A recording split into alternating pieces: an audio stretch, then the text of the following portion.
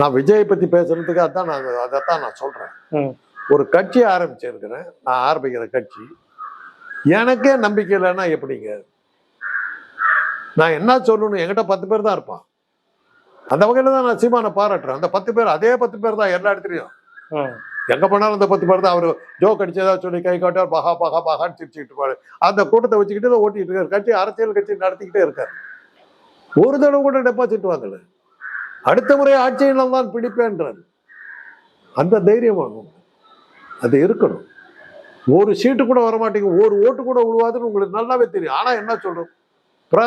ஒளிமயமான எதிர்காலம் நம்ம கண்களுக்கு தெரிகிறது. ஆட்சியை பிடித்து விட்டோம் என்று நினைக்கிறேன். ஆட்சியில் அமர்ந்து விட்டதாக உணர்கிறேன். வந்து விட்டோம் தோழர்கள், எந்திரியுங்கள், வாருங்கள் அப்படின்னு சொல்றதுதான் வீரம். அப்படி சொன்னாதான் கட்சி நிற்கும். உண்மையா என்னவா இருக்குது ஏதுங்கிறது அசல் கள நிலவரம் என்னங்கிறது அங்க போனவங்களுக்கு தான் தெரியும். நான் இப்ப எனக்கு வருது பதிவுகள் வருது.